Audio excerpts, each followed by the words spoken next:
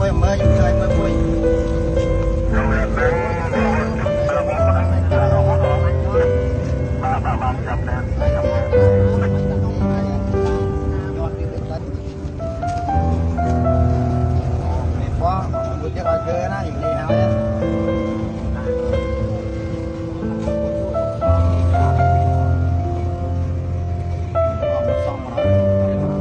បងប្អូននេះគឺជាវីដេអូឃ្លីបល្អខ្លាំងមែនទែនដែលបង្ហាញពីសកម្មភាពរបស់កងកម្លាំងសមត្ថកិច្ចនៅក្នុងខណ្ឌកំពូលដែលកងកម្លាំងសមត្ថកិច្ចនៅក្នុងខណ្ឌកំពូលមានការយកចិត្តទុកដាក់ខ្ពស់មែនទែនទៅកាន់បងប្អូនប្រជាពលរដ្ឋដែលធ្វើដំណើរនៅតាមដងផ្លូវហើយខណៈពេលដែលធ្វើដំណើរនោះជួបគ្រោះថ្នាក់ចរាចរណ៍ហើយកងកម្លាំងសមត្ថកិច្ច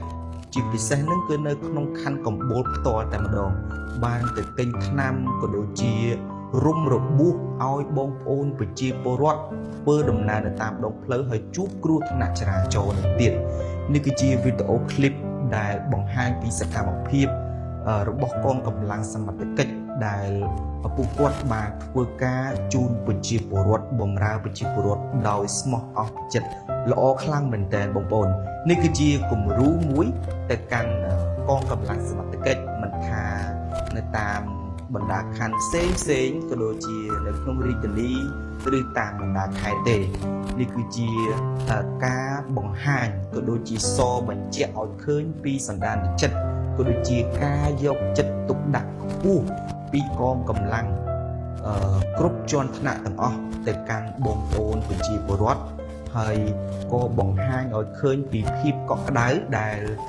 កងកម្លាំងសមត្ថកិច្ចក៏ដូចជាមន្ត្រីគ្រប់ជាន់ថ្នាក់មានការយកចិត្តទុកដាក់ខ្ពស់ទៅកាន់បងប្អូនប្រជាពលរដ្ឋផងដែរហើយមួយទៀតសូមបងប្អូនយើងដែលធ្វើដំណើរនៅតាមដងផ្លូវសូមបងប្អូនមានការប្រុងប្រយ័ត្នទាំងអស់គ្នាគ្រប់ច្បាប់ចរាចរណ៍ហើយពាក់មួកសុវត្ថិភាពឲ្យបានត្រឹមត្រូវជៀសវាងការជួបគ្រោះថ្នាក់ចរាចរណ៍ផ្សេងចឹងទៅបណ្ដាលឲ្យប៉ះពាល់បាទដល់ខ្លួនឯងនិងអ្នកដទៃផងដែរហើយនៅក្នុងคลิปវីដេអូនេះគឺខ្ញុំមើលឃើញគឺនៅក្នុងខណ្ឌកំពូលបាទលោកអធិការខណ្ឌកំពូលគឺកងកម្លាំងសមត្ថកិច្ចនៅក្នុងខណ្ឌកំពូលនោះគឺយកចិត្តទុកដាក់ខ្ពស់ចំពោះបងប្អូនប្រជាពលរដ្ឋមិនត្រឹមតែជួយសម្រួលចរាចរណ៍ជួយដល់បងប្អូនប្រជាពលរដ្ឋទេពេលដែលបងប្អូនប្រជាពលរដ្ឋជួបគ្រោះថ្នាក់បាទទៅទិញថ្នាំហើយ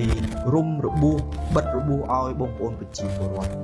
ហើយធ្វើឲ្យបងប្អូនប្រជាពលរដ្ឋបានមានភាពកក់ក្ដៅនិងសេចក្តីអំណរទៅកាន់កងកម្លាំងសមត្ថកិច្ចនៅក្នុងខណ្ឌកំពូលខ្លាំងមែនទែនពីខ្ញុំបាទធុនសូមអរគុណសូមគោរពលា